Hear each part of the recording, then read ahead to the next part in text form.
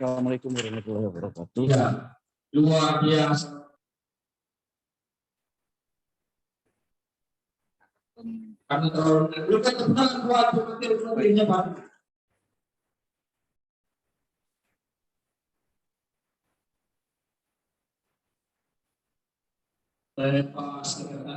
Mohon izin agak crowded karena kebetulan saya sedang berada di IGI Maluku membersamai pelatihan manajemen organisasi IGI Maluku.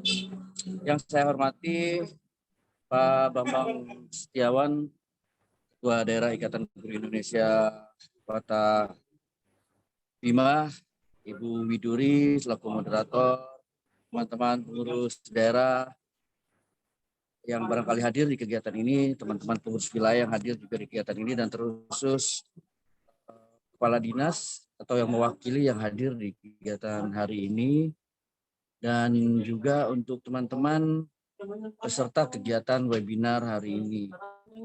Tidak lupa juga saya mengucapkan terima kasih banyak atas kesediaannya mengikuti kegiatan-kegiatan Ikatan Guru Indonesia. Memang kegiatan sama Epson ini sudah kita jalankan beberapa bulan yang lalu.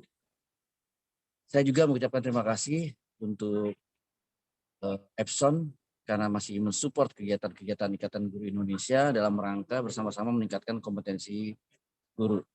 Ada Pak Edwin atau Bu Westi barangkali yang sudah bergabung di kegiatan sore ini. Halo Pak Danang, apa kabar Ya, Pak? salam sehat Pak Edwin. Ya, sama-sama Pak Danang. Pak Danang nih berjuang terus ya Pak ya, untuk kayaknya banyak sekali nih kegiatan ini untuk selalu memberikan yang terbaik nih ya Pak ya, di pendidikan nih Pak. Sepertinya saya sampai akhir Januari ini saya ngebut Pak. Wah gitu. Awal Februari Wah. udah fokus buat Ya. saya disertasi. Kalau enggak selesai-selesai ini kita. Tetap jaga kesehatan ya Pak Danang. Ya. Sukses selalu Pak. Bapak Ibu teman-teman peserta webinar, judul webinar hari ini itu dahsyat dan sungguh luar biasa. Karena ada kata-kata berkeadaban kalau tidak salah. Apa judul lengkapnya Bu Widuri? Literasi berkeadaban ya? Masih mute tuh Bu Widuri. Literasi berkeadaban, produksi tes, dan peningkatan kualitas guru. Saya seumur hidup baru kali ini mengikuti literasi berkeadaban.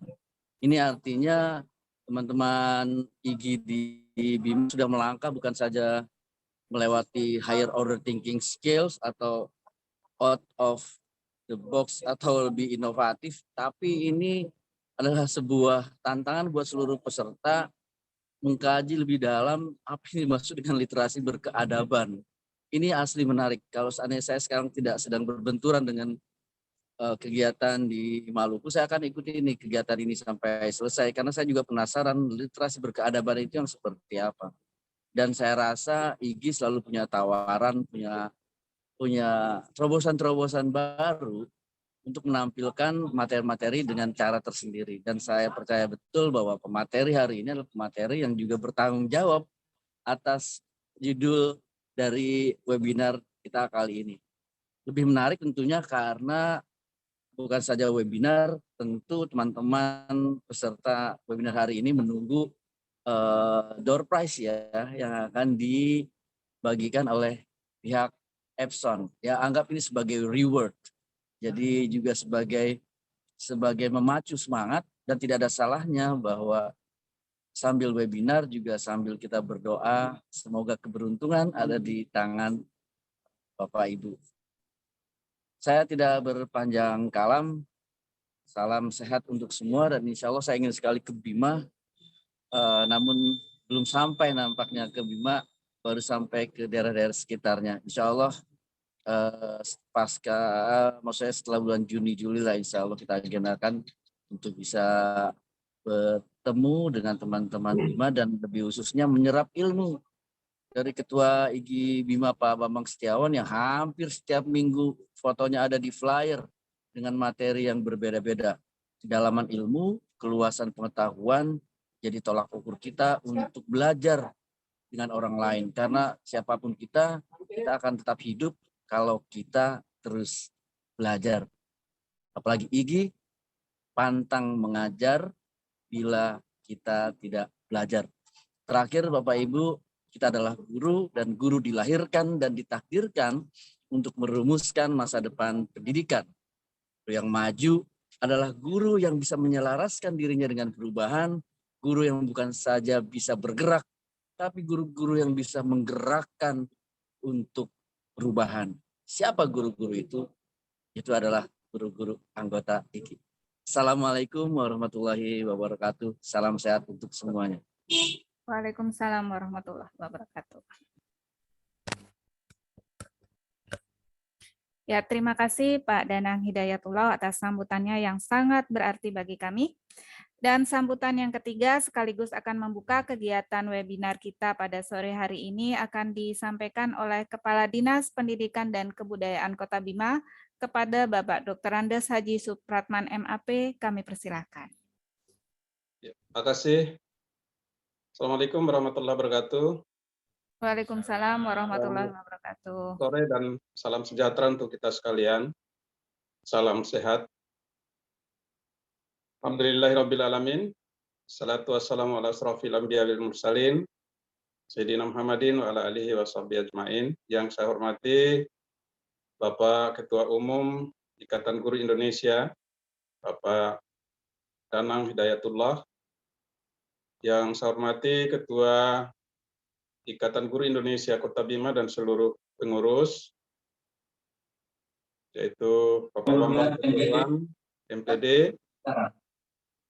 Yang saya hormati para narasumber, Ibu Maratus Solihah. Kemudian mungkin ada perwakilan Epson Indonesia. Yang saya hormati juga moderator, Ibu Iduri Yulianti. Kemudian yang saya hormati dan banggakan seluruh peserta webinar, baik yang ada di Kota Bima maupun yang ada di kabupaten kota di seluruh Indonesia yang sempat mengikuti webinar pada sore hari ini. Yang saya hormati dan banggakan juga seluruh panitia penyelenggara, yaitu dari Ikatan Guru Indonesia, yang alhamdulillah luar biasa pada sore hari ini bisa menyelenggarakan kegiatan kolaborasi dan kemitraan dengan Epson. Dan ini luar biasa tentunya, karena itu saya memberikan semangat dan support, terima kasih yang setinggi-tingginya kepada Epson juga, karena kemitraan ini tentu dalam rangka mewujudkan dalam rangka meningkatkan mutu pembelajaran dan kompetensi seluruh guru yang ada di Kota Bima. Terima kasih pada Epson.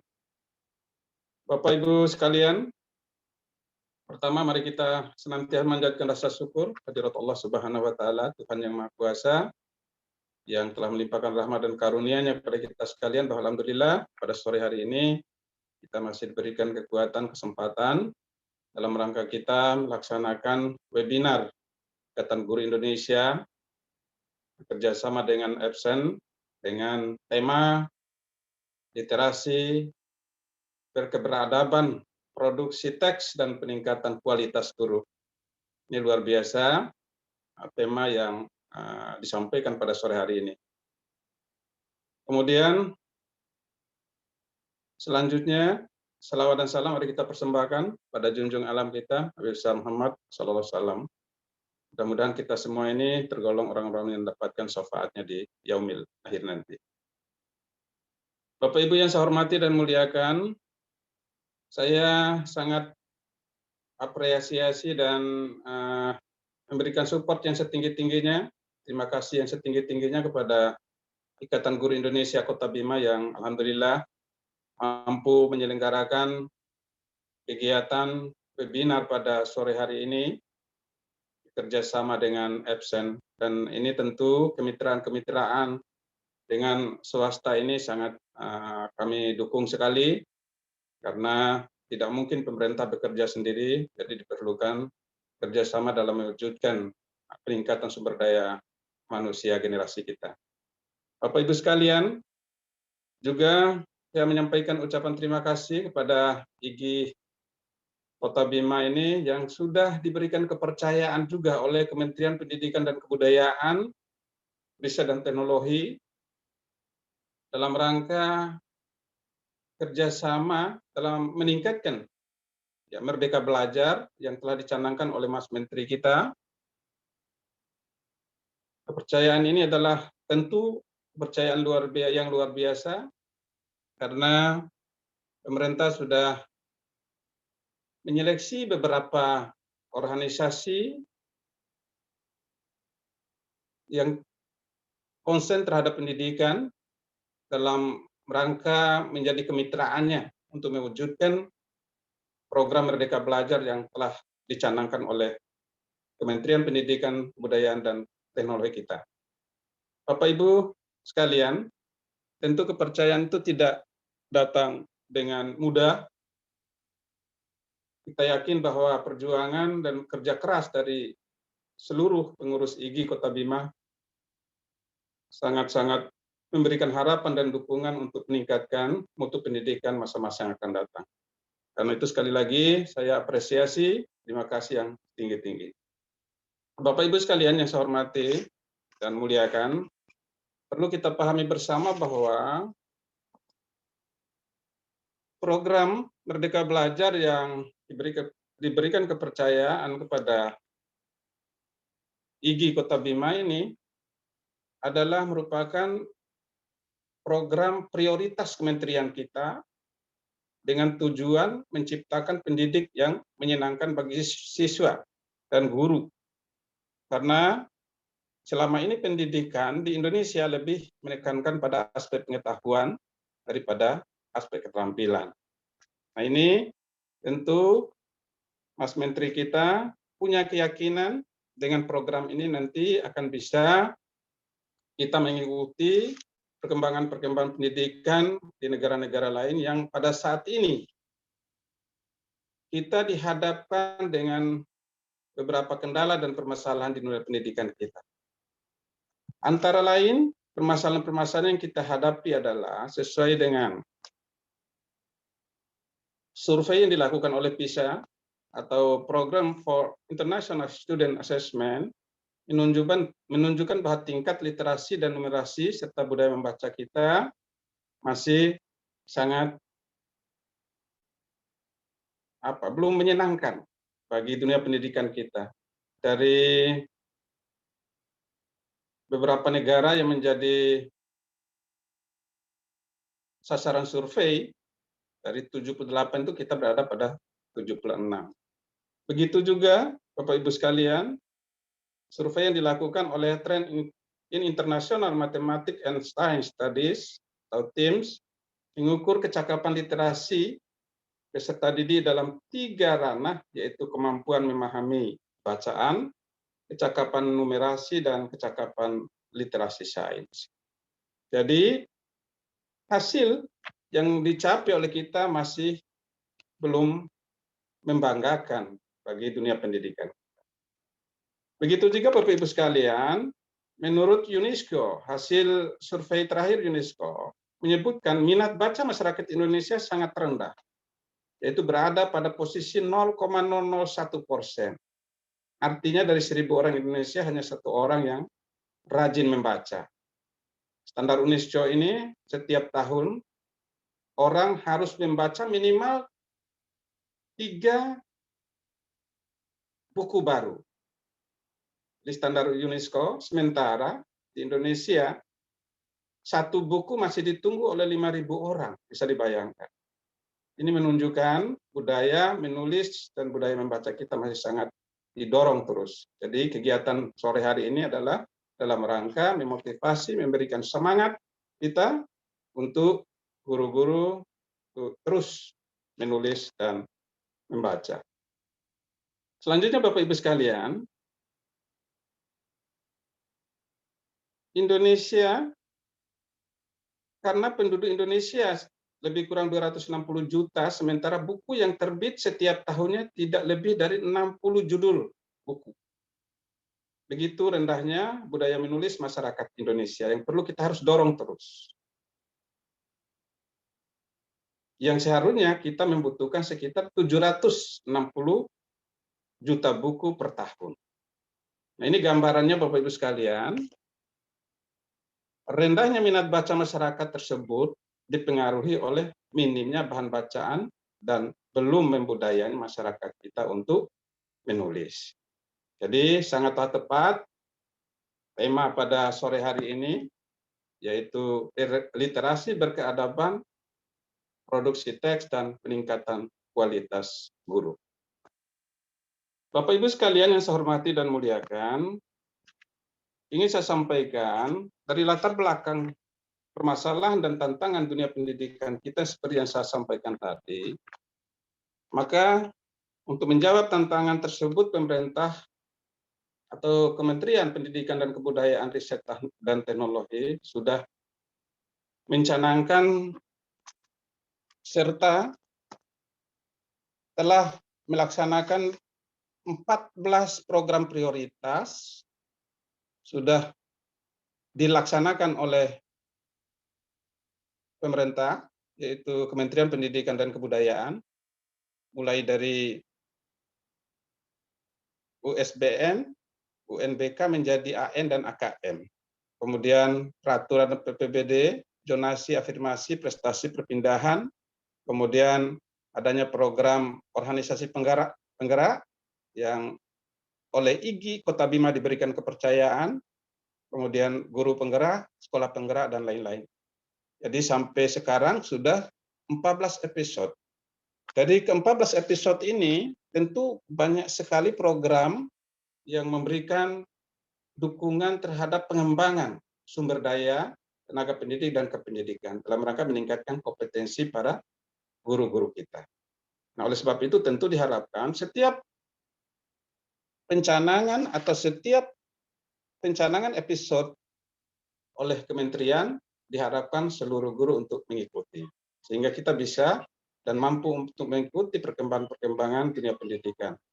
Bapak Ibu sekalian yang saya hormati dan muliakan, saya ingin juga menyampaikan, karena ini sangat erat kaitannya dengan judul kita pada sore hari ini, kepercayaan organisasi Ikatan Guru Indonesia Kota Bima ini untuk bekerja sama dengan kementerian kita dan pemerintah Kota Bima. Latar belakangnya adalah untuk mewujudkan visi pemerintah mengembangkan sumber daya manusia melalui peningkatan kompetensi pendidik dan tenaga pendidikan. Kemudian yang lebih spesifik adalah fokus pada peningkatan kompetensi di bidang literasi, numerasi, dan penguatan pendidikan karakter. Nah, ini yang luar biasa Bapak sekalian, jadi sangat-sangat terkait sekali apa yang dilaksanakan oleh Ikatan Guru Indonesia Kota Bima pada sore hari ini. Kemudian selanjutnya Bapak sekalian, yang menjadi sasaran daripada organisasi penggerak ini adalah antara lain siswa, yaitu dalam rangka meningkatkan hasil belajar siswa bidang literasi, numerasi, dan pengembangan karakter. Begitu juga sasarannya guru adalah dalam rangka meningkatkan potensi profesional, keterampilan, dan pengetahuan guru, memfasilitasi pembelajaran literasi, numerasi, dan karakter siswa. Kemudian sasarannya untuk kepala sekolah dan pengawas sekolah adalah untuk memfasilitasi dan mendukung pengajaran literasi, numerasi, dan karakter. Kemudian ditambah dengan keterampilan manajemennya, pemimpinan, supervisi akademik, kepala sekolah dan pengawas. Inilah sasaran-sasaran yang menjadi tugas pokok daripada Ikatan Guru Indonesia Kota Bima dalam rangka sebagai pendamping guru-guru dan kepala sekolah serta pengawas sekolah yang ada di 20 sekolah di Kota Bima ini. Mudah-mudahan program Merdeka Belajar ini cepat terwujud karena memang didukung oleh program-program prioritas kementerian yang luar biasa. Bapak Ibu yang saya hormati dan muliakan, kemudian untuk menjawab permasalahan dan tantangan tersebut, pemerintah sudah menerapkan program prioritasnya. Antara lain, ada program penguatan SDM, tenaga pendidik dan kependidikan, yaitu penguatan kepada sekolah, pengawas, pendidik, guru, melalui program pelatihan dan pendampingan intensif dengan pelatih ahli. Dan ini juga yang dilakukan oleh Ikatan Guru Indonesia Kota Bima dalam rangka pendampingan di 20 sekolah dasar di Kota Bima. Karena sasaran IGI Kota Bima adalah sekolah dasar. Artinya mampu menciptakan SDM Indonesia yang unggul. Nah, ini dalam rangka mengejar ketertinggalan kita. Kemudian yang berikutnya adalah program prioritas pendampingan konsultatif. Nah, ini juga tentu Kementerian memberikan pendampingan implementasi sekolah penggerak, asesor, instruktur, fasilitator, pengajar praktik, PA, KPA, dan instruktur lain-lain. Nah, ini semua tentu adalah sumber daya yang memberikan pendampingan bagi para tenaga pendidik dan kependidikan, kepala sekolah dan pengawas sekolah yang ada di sekolah sasaran. Kemudian yang berikut, Bapak sekalian, program prioritasnya adalah pembelajaran dengan paradigma baru. Dan ini pembelajaran yang berorientasi pada penguatan kompetensi. Jadi sekali lagi sangat terkait sekali program kita sore hari ini dalam rangka meningkatkan kompetensi para guru dan pengembangan karakter yang sesuai dengan nilai-nilai profil Pancasila melalui kegiatan pembelajaran di dalam dan di luar sekolah. Kemudian selanjutnya perencanaan berbasis data, yaitu manajemen berbasis sekolah, perencanaan berdasarkan refleksi diri sekolah. Kemudian selanjutnya adalah Bapak sekalian, digitalisasi sekolah, penggunaan berbagai platform digital, tujuan mengurangi kompleksitas, meningkatkan efisiensi, dan menambah inspirasi dan pendekatan yang disesuaikan. Nah, ini Bapak sekalian banyak juga program-program yang terkait dengan digitalisasi ini, yaitu sekarang ini sudah mengarah pada perpustakaan digital, bahan ajar digital, buku elektronik, aplikasi rumah belajar, video pembelajaran, portal Dikbud, dan lain-lain. Ini semua tentu sudah mengarah pada program digital. Ini dalam rangka mewujudkan transformasi pendidikan dan transformasi teknologi yang dicanangkan seiring oleh Kementerian Pendidikan kita. Bapak Ibu yang saya hormati dan muliakan, selanjutnya perlu kita sampaikan bahwa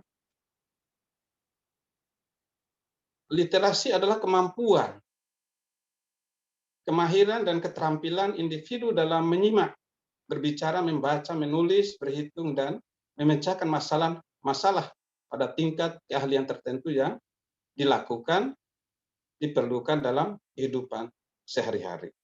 Karena itu, kita selaku tenaga pendidik dan kependidikan perlu memahami 6 literasi dasar yang harus kita kuasai untuk menuju masyarakat literat atau menuju guru literat, yaitu literasi baca tulis, numerasi, sains, finansial, digital, budaya, dan keluargaan. Nah, inilah Bapak sekalian 6 literasi yang mestinya harus kita pahami dalam rangka mewujudkan Merdeka Belajar ini.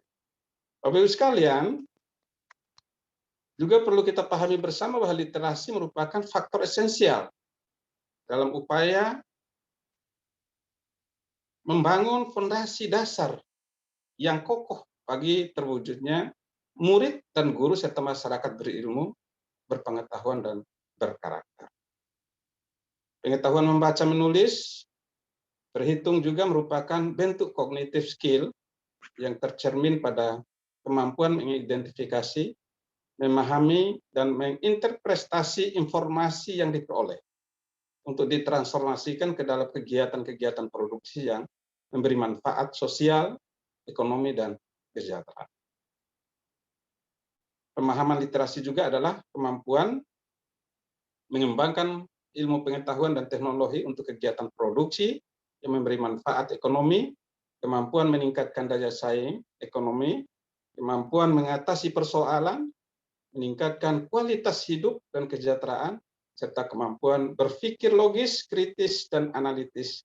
Karena itu, perluasan paradigma literasi bisa dimulai dengan perpustakaan dan budaya menulis bagi para guru guna meningkatkan SDM para pendidik.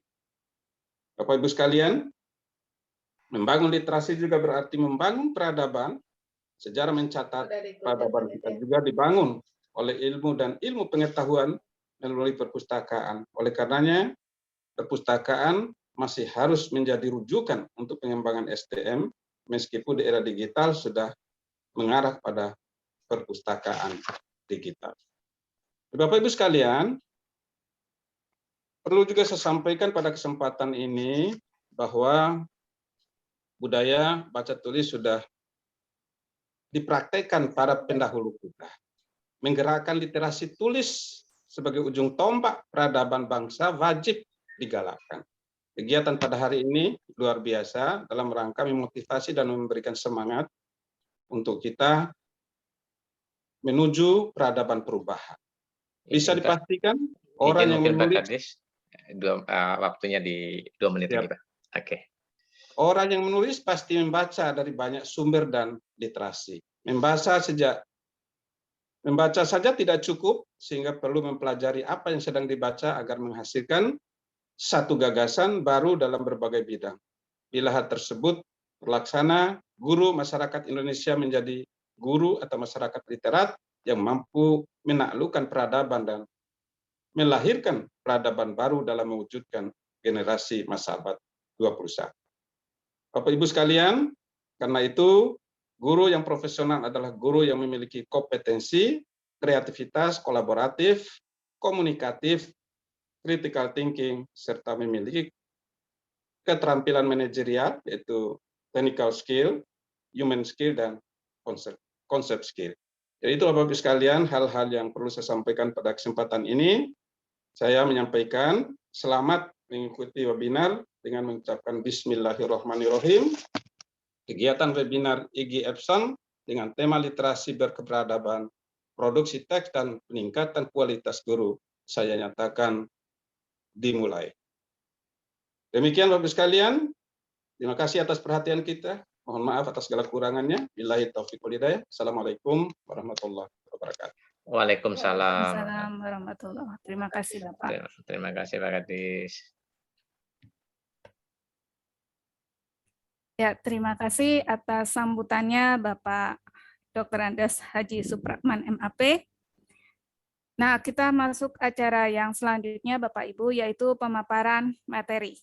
Materi yang pertama akan disampaikan oleh Bapak Edwin Safrudin dari PT Epson Indonesia dengan tema kegiatan kelas interaktif bersama Epson. Kepada Bapak Edwin, kami persilahkan. Oke, baik. Terima kasih. Halo, Ibu Widuri, apa kabar? Assalamualaikum warahmatullahi wabarakatuh, Bapak dan Ibu semuanya. Perkenalkan, saya Edwin dari PT Epson Indonesia. Sebenarnya kali ini tuh ada kolega saya, Mas Ardian, yang presentasi, namun karena beliau sakit, jadi harus saya yang akhirnya mewakili. Nah, cuman karena saya habis vaksin anak ya Bapak Ibu, jadi mohon maaf sekali saya pakainya kaos, tapi insya Allah tidak mengulangi dari persiapan materi yang akan saya sampaikan nantinya. Nah, di sini saya izin untuk share screen terlebih dahulu. Sini saya share. Oke. Siap.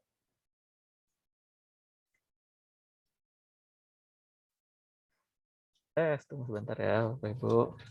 Oke.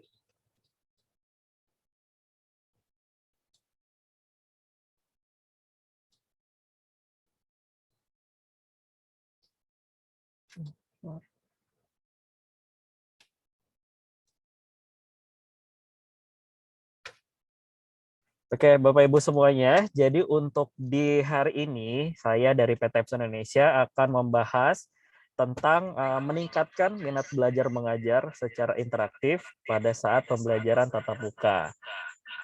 Nah, jadi seperti apa itu nanti akan saya sampaikan.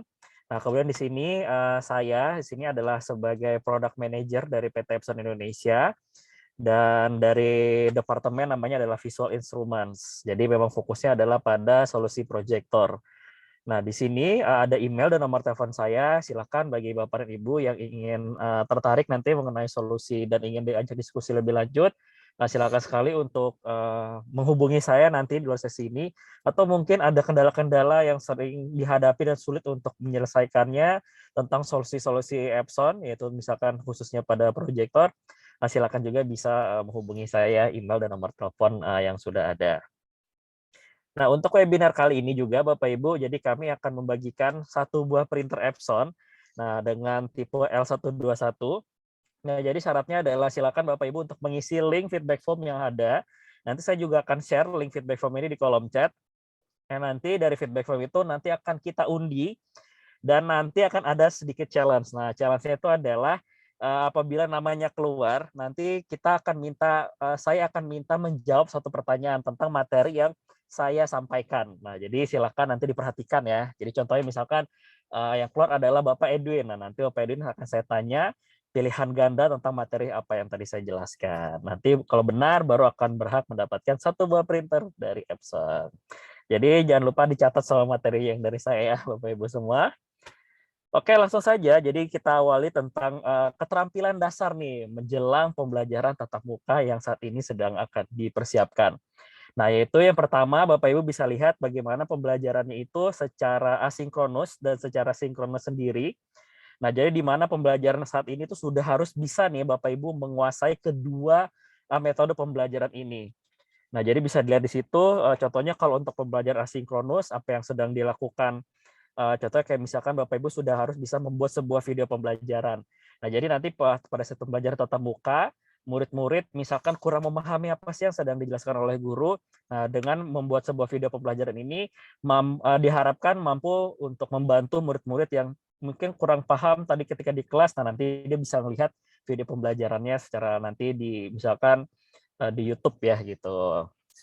Nah, kemudian juga secara materi pembelajarannya itu sudah membuat sebuah website ataupun aplikasi interaktif agar lebih mudah untuk dipahami. Nah, kemudian secara komunikasinya itu bisa mengumpulkan tugasnya misalkan melalui surel. Nah, secara sinkronisnya sendiri, jadi artinya pembelajarannya sudah ada waktu yang ditentukan. Nah, artinya Bapak Ibu sudah bisa membuat kelas virtual juga. Namun juga pembelajarannya harus dua arah, jadi tidak hanya satu arah. Jadi nggak hanya cuma guru menyampaikan materi saja atau memberikan tugas saja, tapi harus ada komunikasi dua arahnya. Jadi ada umpan balik antara guru dan murid, dan secara komunikasinya pun juga sama. Jadi bisa secara langsung, contohnya adalah menggunakan pesan instan. Nah, selain itu juga Bapak Ibu, jadi ada 3 pendekatan yang harus dipersiapkan. Yang pertama adalah pendekatan tingkah laku, yang kedua adalah pendekatan secara sistem, dan yang ketiga adalah pendekatan teknologi. Nah, seperti apa pendekatannya? Yang pertama adalah pendekatan tingkah laku. Nah, jadi di sini Bapak Ibu bagaimana kita sebagai guru juga harus menjadi konselor kepada murid-murid kita. Karena mungkin kita bisa tahu kenapa ya anak-anak, kalau saya lihat ya Bapak Ibu dari feedback form yang masuk, kendala-kendala teknis non teknis yang sering terjadi itu adalah murid itu sulit sekali terganggu konsentrasinya. Murid itu tidak fokus karena misalkan terlalu banyak distraksinya dan segala macamnya. Atau misalkan tugasnya terlalu banyak dari guru pada saat pembelajaran jarak jauh ini. Nah, sehingga pada saat pembelajaran tatap muka nanti, guru itu juga harus berperan sebagai konselor. Jadi kita ingin tahu juga kendala apa yang dihadapi dan bagaimana mengatasinya, dan kemudian juga agar kita bisa melihat bagaimana psikologis murid itu sendiri ya Bapak Ibu terhadap kegiatan pada saat yang akan dijalankan. Nah, kemudian yang berikutnya tingkah lakunya adalah kepemimpinan kelas. Nah, kenapa ini juga penting sekali? Jadi contohnya ya Bapak Ibu, kalau misalkan dulu kayak di kelas virtual, nah jadi Bapak Ibu misalkan melihat, pastikan kalau misalkan kayak suaranya bocor, guru lagi ngajar tiba-tiba suara sana sini, akhirnya guru terganggu dengan hal-hal tersebut dan sibuk kan untuk nge-mute satu-satu. Nah, artinya kan terganggu sekali dengan hal teknis ya. Nah, biasanya caranya itu adalah bisa dibuat kesepakatan dulu di awal bagaimana guru dan murid itu harus sepakat bahwa peraturannya seperti apa nih di kelas virtualnya gitu. Contohnya misalkan kalau aktif nanti akan mendapatkan reward. Kalau mereka tidak aktif nanti akan tugasnya akan lebih dibanyakin gitu. Atau contohnya kalau misalkan lagi kelasnya berisik nih Bapak Ibu ya, daripada Bapak Ibu sibuk dengan mute satu-satu, nah biasanya itu ada guru yang dia menggunakan beberapa kertas. Nah, di kertas itu sudah ada tulisannya. Misalkan dilarang bersuara dulu. Nah, jadi kalau misalnya banyak suara yang masuk, nanti guru akan menunjukkan langsung kertasnya. Nah, di mana kertas itu tulisannya adalah informasi tersebut. Nah, sampai semua muridnya diam, baru gurunya akan mulai berjalan. Nah, kurang lebih seperti itu. Nah, bagaimana dengan pembelajaran tatap mukanya? Halnya sebenarnya sama juga ya, Bapak Ibu. Jadi contohnya kalau misalkan nih banyak murid-murid yang nggak fokus gitu ya, jadi guru lagi jelasin, tiba-tiba anak lah sana sini perhatiannya tidak terfokus dengan guru. Nah, biasanya itu saya biasa menggunakan dengan metode tepuk tangan. Jadi tepuk tangannya 2 kali. Jadi misalkan lagi nggak fokus nih semua, jadi saya tepuk tangan gini. Nah, jadi murid-murid harus merespon juga gitu. Jadi kalau misalkan nanti ada yang nggak rapi gitu kan, artinya kan nggak fokus semua, sampai kalau guru tepuk tangan dan semua kelas menjawab dengan waktu yang sama. Nah, artinya anak-anak sudah mulai fokus kembali dan guru bisa melanjutkan kegiatan belajar mengajarnya. Nah, kurang lebih itu seperti itu tuh tingkah laku yang bisa digunakan. Nah, kemudian dengan kegiatan belajar mengajar, itu juga kita bisa menggunakan skenario pembelajaran gamifikasi. Nah, hal ini terjadi kenapa? Karena banyak sekali murid tuh ngerasa lebih seru bermain games daripada belajar. Nah, kalau bisa dilihat, karena kalau mereka bermain games itu ya mereka tertantang, mereka mendapatkan kompetisi dengan teman-temannya. Kemudian kalau berhasil dia mendapatkan reward, kemudian dapat pengakuan gitu kan. Kayak contohnya kayak lagi push rank misalnya gitu kan. Nah, sebenarnya hal-hal tersebut itu bisa dimasukkan kepada skenario pembelajaran di gamifikasinya. Jadi misalkan sederhananya kalau lagi bermain ketika lagi pelajaran matematika. Nah, jadi ketika pelajaran matematika, guru itu dia misalkan memanggil misalkan saya Edwin dan Ardian misalnya gitu ya. Jadi Edwin dan Ardian berlomba-lomba cepat-cepatan menjawab pertanyaan dari guru dan benar. Nah, apabila berhasil nanti misalkan pemenangnya adalah Ardian. Ardian nanti akan menjadi yang terbaik di hari itu dan nanti akan dilawan dengan pemenang di minggu lalu. Nah, sehingga nanti yang lainnya pun, teman-teman yang lain akan terstimulus untuk mereka juga menjadi yang terbaik di kelasnya. Dan kemudian misalkan nanti di 1 bulan, di bulan Januari, ini adalah murid terbaiknya dan akan mendapatkan reward. Sederhananya misalkan dikasih kaos misalkan gitu oleh gurunya. Nah, itu sehingga anak-anak akan terstimulus mereka untuk mau aktif dalam kegiatan belajar mengajar. Nah, itu adalah pendekatan tingkah lakunya ya Bapak Ibu. Dan kedua adalah pendekatan secara sistem. Nah, jadi di sini maksudnya adalah bagaimana semua kegiatan pembelajarannya itu sudah tersistematis. Nah, contohnya kalau kita ada permasalahan, jadi nanti anak-anak itu bisa mengidentifikasi permasalahannya apa-apa saja. Jadi kalau contohnya tadi misalkan kenapa bumi itu bulat, contohnya standarnya seperti itu. Jadi nanti diidentifikasi permasalahannya. Nah, kemudian kita cari alternatif pemecahan permasalahannya. Jadi misalkan si murid A bisa menjelaskan kenapa bumi itu bulat. Yang murid B juga dia mendapat alternatif yang lain. Nah, sehingga nanti apabila dikumpulkan bisa mendapatkan sebuah kesimpulan.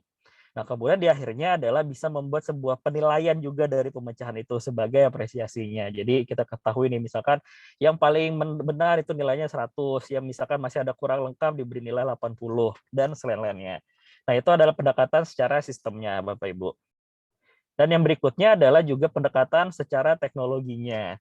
Nah, contohnya sekarang Bapak Ibu bisa menggunakan jaringan nirkabel untuk pembelajaran ketika nanti PTM. Jadi udah nggak perlu lagi tercolokin kabel. Jadi karena sekarang sudah terbiasa misalkan belajarnya pakai handphone. Nah, itu jadi materi pembelajaran yang ada di handphone itu bisa langsung terhubung secara nirkabel. Nah, sehingga Bapak Ibu sudah tidak perlu lagi bawa alat-alat yang berat ya, kayak misalkan bawa laptop, bawa buku lagi gitu. Semuanya sudah nyaman sekali. Nah, kemudian teknologi berikutnya adalah penggunaan yang harus interaktif. Nah, bagaimana pembelajaran interaktif ini juga pasti akan membuat murid lebih jenuh, karena semuanya bisa langsung terhubung dan semua saling terinteraksi.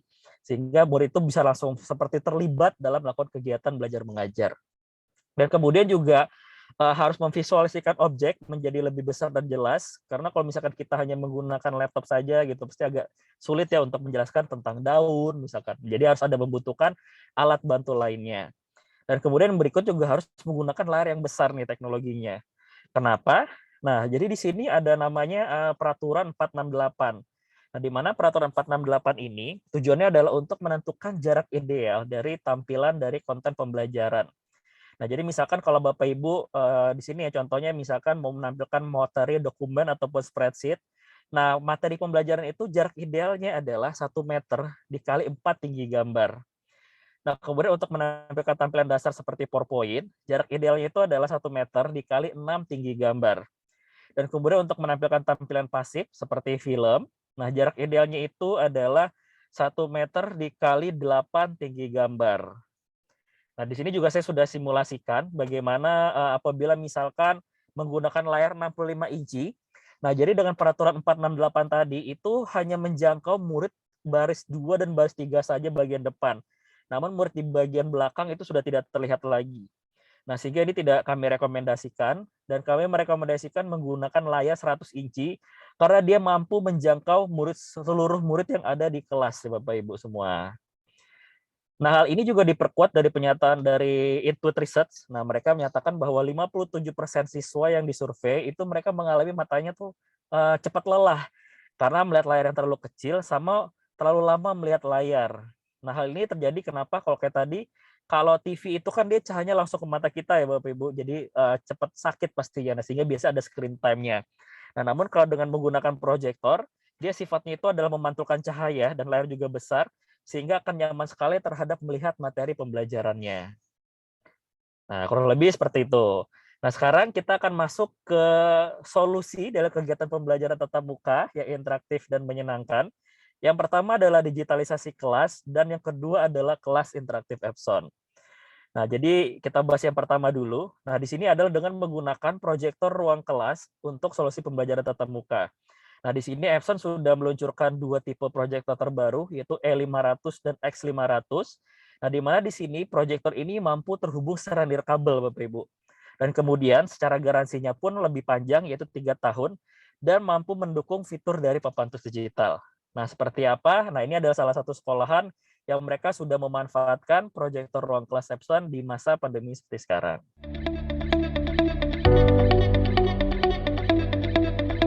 Kami sangat senang mendapatkan dukungan proyektor dari Epson, di mana proyektor ini sangat banyak manfaatnya seperti 1. Guru bisa mendapatkan pengalaman mengajar, seperti mengajar di kelas seperti biasanya, karena bisa melihat murid dengan jelas di layar yang besar. Yang kedua, saya baru tahu kalau ada proyektor yang bisa menggunakan jaringan nirkabel.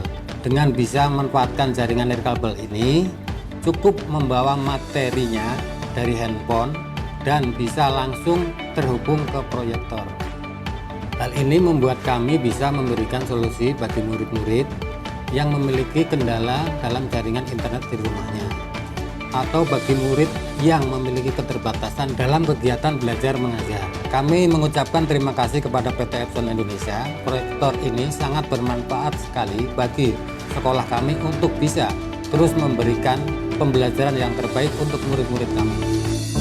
Ya, jadi seperti itu Bapak Ibu. Nah, kemudian di solusi yang terakhir yaitu tentang kelas interaktif Epson.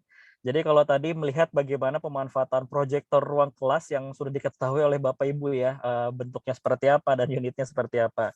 Nah, di kelas interaktif ini kita juga menggunakan sebuah proyektor dari Epson, namun tipenya berbeda nih Bapak Ibu, yaitu dengan namanya adalah interaktif proyektor. Nah, seperti apa interaktif proyektornya? Nah, di sini ada salah satu sekolah yang mereka akan bercerita bagaimana kesiapan sekolah pada saat pembelajaran tatap muka terbatas dengan menggunakan kelas interaktif yang dikolaborasikan dengan solusi dari Epson. Nah, berikut adalah videonya.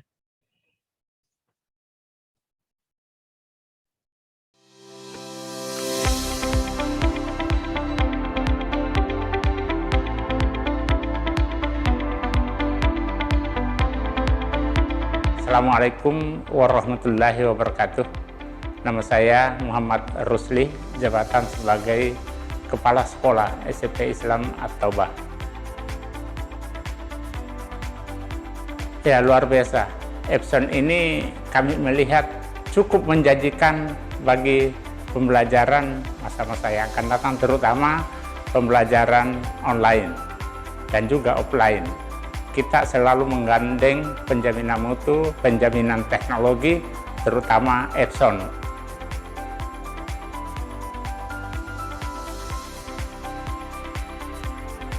Halo semuanya, nama saya Adi Nafarisa. Saya adalah guru bahasa Inggris, juga wakil kepala sekolah di SMP Islam At-Taubah, Pulau Mas, Jakarta. Kami menyiapkan sebuah kelas interaktif dengan menggunakan skenario belajar yang kekinian, menggunakan metode hybrid learning, dan juga menggunakan dukungan teknologi proyektor interaktif dari Epson. Seru banget ya, karena sekolah juga siswa bisa memanfaatkan fasilitas belajar dengan sangat baik dengan menggunakan layar yang sangat lebar dan dapat disentuh menggunakan jari ataupun pensilnya, dan yang di rumah pun juga bisa ikut interaktif. Ini yang menjadi kata kunci kelas interaktif kami, di mana bisa menggabungkan di dua tempat yang berbeda dengan waktu yang sama.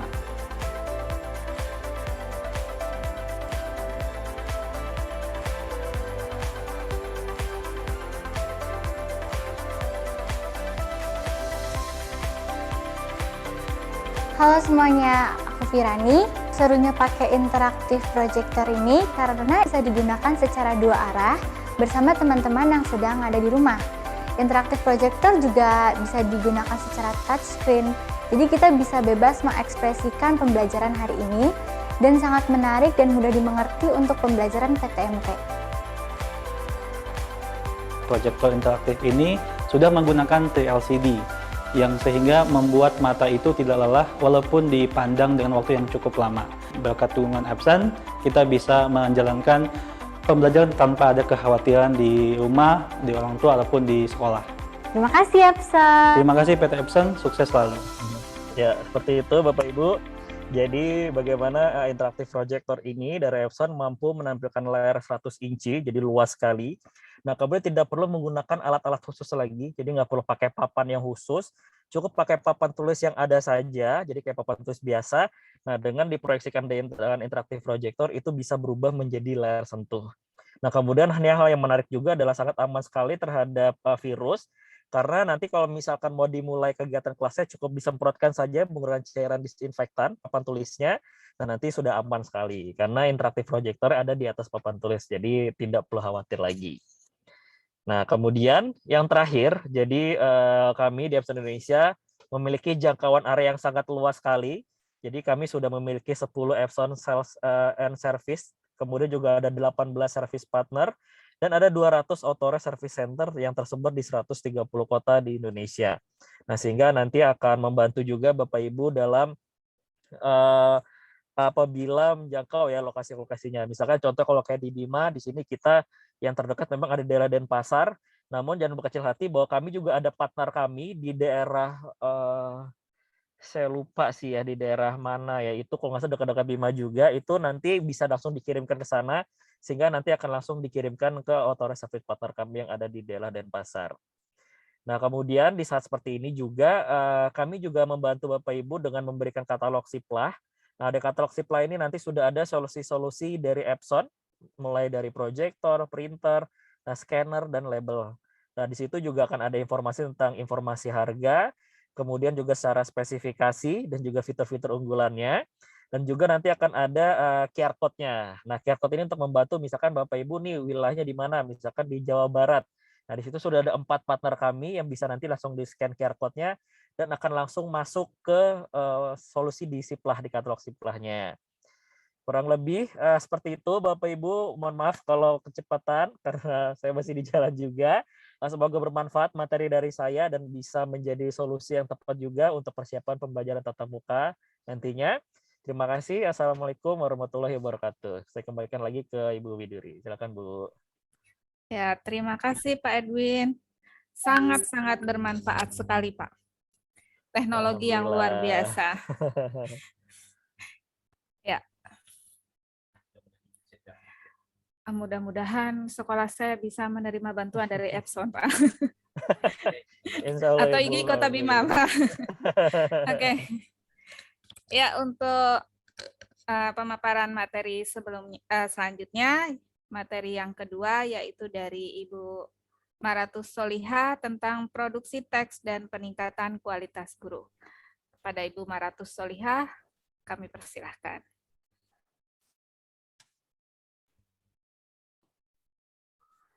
Ya, terima kasih Ibu Widuri. Assalamualaikum warahmatullahi wabarakatuh. Waalaikumsalam warahmatullahi wabarakatuh. Ya, sebelumnya saya mengucapkan terima kasih kepada Bapak Ketua Umum IGI Pusat, kemudian kepada Bapak Kadis Dikbud Kota Bima, kemudian kepada pihak Epson yang selalu mensupport kegiatan IG, dan saya juga dengan rasa bangga, haru yang luar biasa mengucapkan terima kasih kepada seluruh peserta dari seluruh tanah air yang bersedia hadir pada kesempatan ini. Baik, saya hanya diberi waktu lebih kurang 30 menit, jadi semoga ada kebaikan, ada keberkahan yang bisa kita dapat pada kegiatan berikut ini. Nah, seperti yang tampak pada layar, adapun materi yang akan sama-sama kita pelajari pada kesempatan ini tidak lain dan tidak bukan terkait dengan literasi, ya. Dan literasi yang ditawarkan adalah literasi berkeadaban, produksi teks, dan peningkatan kualitas guru. Seperti apa literasi berkeadaban tersebut dan bagaimana produksi teks, kemudian apa kaitannya dengan kompetensi guru, kita akan bahas. Nah, seperti biasa, Bapak Kadis Dikbudpora tadi juga sudah memaparkan sedikit tentang literasi, terutama yang kita bahas, yang dibahas sebelumnya oleh beliau tentang literasi dasar, yaitu literasi baca tulis. Nah, ada banyak sekali literasi, dan literasi itu sangat luas sekali, tetapi untuk kawan-kawan ketahui bahwa literasi baca tulis itu adalah gerbang untuk kita bisa melek terhadap literasi-literasi lainnya. Dan yang paling penting dari literasi itu adalah bukan hanya sekedar kita membaca dan menulis saja, tetapi kita memahami, kemudian yang apa yang kita pahami itu berguna untuk kehidupan kita, yang kemudian kita bisa menghasilkan sebuah produk, dan seterusnya sampai membangun budaya kritis pada diri kita. Ya, silakan lanjut. Baik, nah ini hanya sebagian kecil contoh literasi. Bapak Ibu guru bisa menambahkannya, ada banyak sekali. Tetapi seperti yang saya sudah sebutkan di awal, bahwa literasi baca tulis adalah gerbang untuk kita memasuki literasi sosial, literasi teknologi, literasi komputer, dan lain sebagainya. Dan tambahan juga bahwa dalam literasi itu, orang yang literat itu bukan hanya memahami aspek-aspek seperti yang ada pada layar, tetapi dibutuhkan kepekaan sosial. Jadi kita harus peka terhadap apapun yang terjadi pada lingkungan sekitar kita. Seperti itu. Lalu kita masuk pada apa sih literasi berkeadaban? Ya, literasi berkeadaban itu di mana kita secara sadar gitu kan, dan mencapai keilmuan tertentu yang pada akhirnya nanti berbuah pada perbaikan akhlak, dan otomatis berkaitan erat dengan bagaimana kita bersikap pada tatanan kehidupan masyarakat, baik di rumah, di lingkungan sekolah, dan lain sebagainya. Kemudian Muhammad Nurul Huda membagi dua literasi berkeadaban itu, yaitu secara lahir dan secara batin. Yang secara lahir itu berkaitan erat dengan ilmu, ya, ilmu dan kompetensi dan lain sebagainya. Kemudian yang kedua berkaitan dengan akhlak. Jadi literasi berkeadaban itu bagaimana kita memadukan antara kognitif dan juga aspek psikologi kita, aspek afektif kita, aspek tingkah laku kita. Demikian. Lalu bagaimana sih memproduksi teksnya? Nah, ini ada definisi dari KBBI, memproduksi itu adalah menghasilkan. Kemudian sama, baik menghasilkan secara tertulis maupun menghasilkan berupa secara lisan. Ya. Kemudian ada pendapat dari Prof. Mahsun, apa itu teks? Teks itu adalah satuan bahasa yang digunakan dalam kegiatan sosial secara lisan maupun secara tertulis. Kalau disebut secara sosial, otomatis ada interaksi antara individu yang satu dengan individu yang lain. Pada saat itu tentu membutuhkan bahasa, menggunakan bahasa ketika berinteraksi, dan situlah akan adanya teks, baik teks lisan maupun teks tertulis. Kemudian produksi teks itu apa? Kegiatan membangun, menciptakan, menghasilkan sebuah karya ya. Kemudian kita mengemaskan hal-hal baik dalam bentuk wacana sehingga kita mendapatkan informasi yang tentu saja sesuai dengan yang kita inginkan. Nah, jenis-jenis teks. Baik, ada jenis sastra, ada jenis genre faktual, ada juga jenis teks tanggapan. Bapak, Ibu guru yang hadir pada room ini bisa memilih genre mana yang akan kita produksi, bisa memilih genre mana yang akan kita tulis. Karena mau tidak mau, ya kita memang harus memproduksi teks karena memang kebutuhan kita sebagai guru untuk kenaikan pangkat dan lain sebagainya. Nah, untuk yang merasa memiliki kelebihan pada bidang genre sastra, silahkan memperdalam bidang genre sastra, membaca banyak hal terkait genre sastra, dan juga menulis yang terkait dengan genre sastra, seperti cerpen, novel, fabel, dan lain sebagainya. Kemudian ada kawan-kawan yang merasa lebih memiliki kemampuan pada genre faktual, seperti membuat laporan penelitian misalnya, kemudian karya inovasi misalnya, dan lain sebagainya. Yang semua itu tentu nanti akan menghasilkan sebuah karya, dan karya itu masuk dalam teks, produksi teks juga, dan itu masuk dalam genre faktual. Begitu juga dengan genre tanggapan. Jadi dari ketiga genre ini, Bapak dan Ibu bisa memilih genre mana yang harus Bapak Ibu geluti. Yang salah adalah ketika tidak sama sekali memilih genre atau tidak sama sekali melakukan produksi teks. Kemudian di sini ada produksi teks tulis, ya. Kemudian apa sih teks tulis itu? Tentu erat kaitannya dengan lambang, tanda, dan tulisan itu sendiri. Mulai dari kita merangkai kata, menyusunnya menjadi satu frasa, menyusunnya lagi menjadi satu kalimat, menyusunnya lagi menjadi satu paragraf, sehingga menjadi satu teks yang utuh. Jadi ketika Pak Bambang menghasilkan sebuah karya yang wow, jangan kita menyangka bahwa beliau langsung tiba-tiba menyulap menjadi 64 halaman. Tidak. Ya. Ada proses yang dari satu kalimat, dua kalimat, dan lain sebagainya yang terangkai dengan penuh kesabaran. Silahkan dilanjutkan. Oke, ini secara umum, ya. Ini secara umum bagaimana sih langkah-langkah dalam memproduksi teks. Nah, baik teks faktual maupun teks genre sastra. Tentu yang pertama kita menentukan tema. Kira-kira tema apa ya yang akan kita bahas. Misalnya ketika memilih genre sastra, oke, saya akan mengangkat tentang kisah kehidupan seorang guru yang berada di pelosok. Kemudian kita mengumpulkan bahan. Jangan dikira mengumpulkan bahan ini melakukan observasi, misalnya hanya dilakukan oleh kawan-kawan yang menulis genre faktual. Tidak. Teman-teman yang menulis genre sastra, menulis novel, dan lain sebagainya juga mengumpulkan bahan. Pergi ke lokasi, melihat dengan gamblang, walaupun itu fiksi, tetapi untuk memperkuat deskripsi, memperkuat film, memperkuat nilai rasa dalam sebuah karya, maka kita harus turun terjun langsung. Bukankah ketika menulis hal yang paling dekat dengan kita itu lebih baik begitu?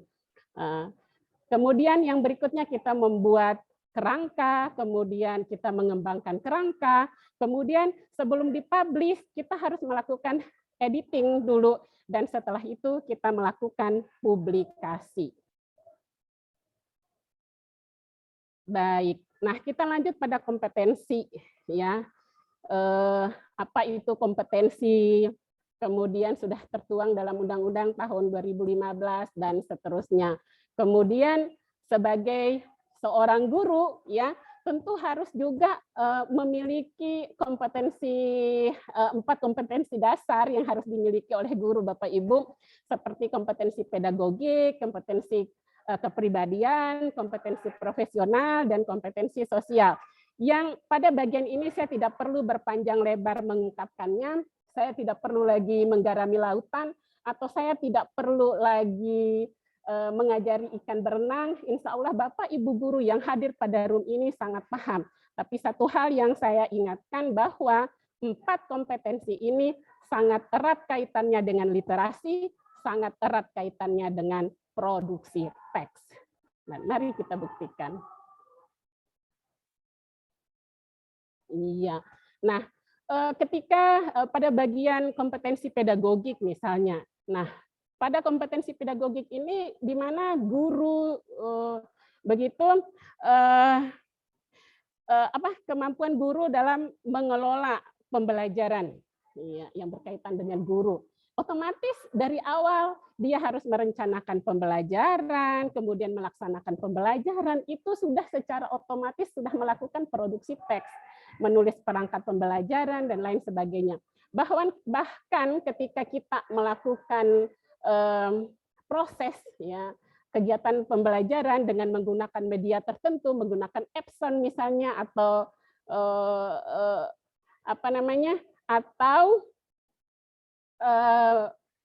metode-metode tertentu misalnya, tidak terlepas dari kegiatan produksi teks dan literasi tersebut. Misalnya kita menyuruh siswa untuk membaca, kita mengajak siswa untuk mengamati, kemudian menulis apa yang diamati tersebut, sampai pada kemampuan mereka mempresentasikan, mengkomunikasikan. Itu semua tidak terlepas dari kegiatan produksi teks, tidak terlepas dari kegiatan literasi.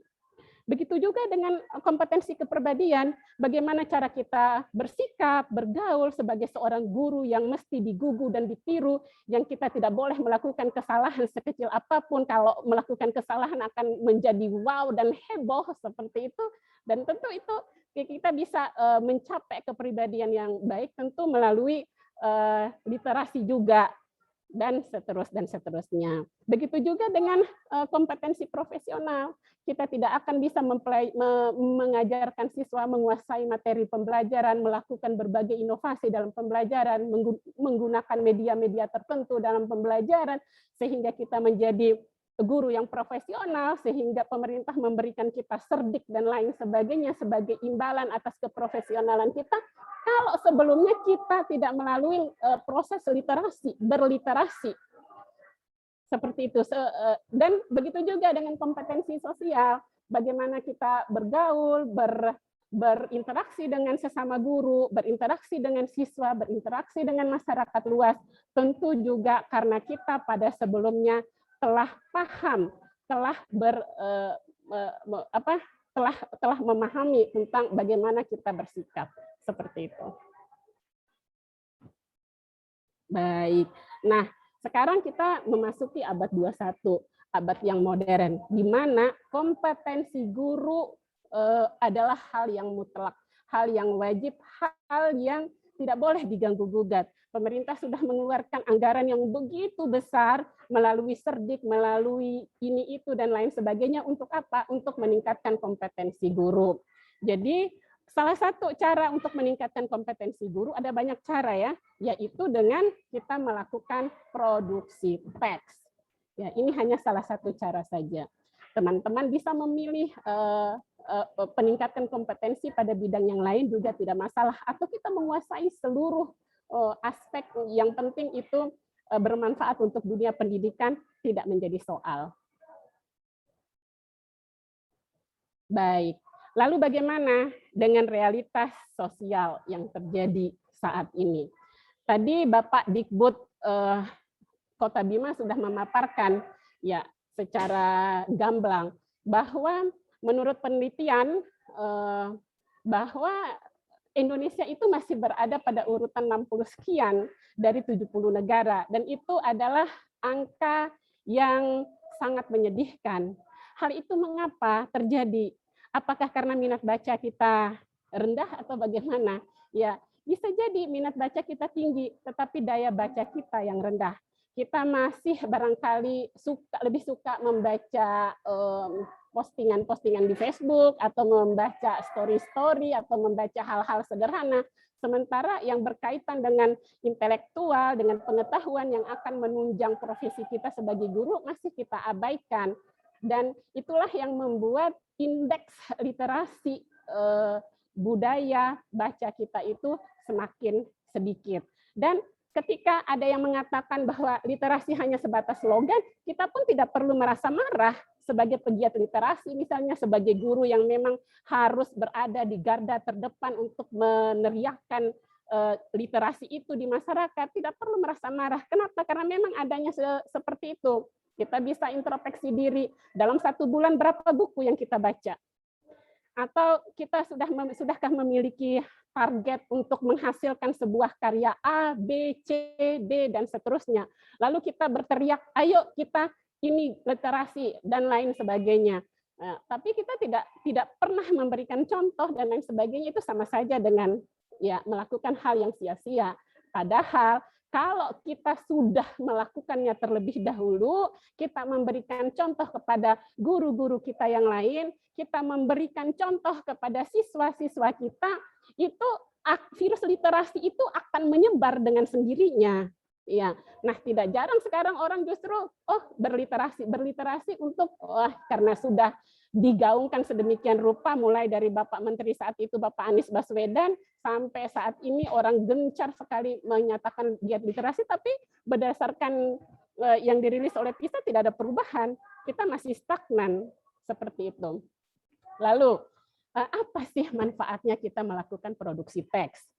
Yang pertama, dan ini ada banyak sekali manfaat. Bapak Ibu guru bisa menambahkan sebanyak mungkin yang Bapak Ibu guru mau.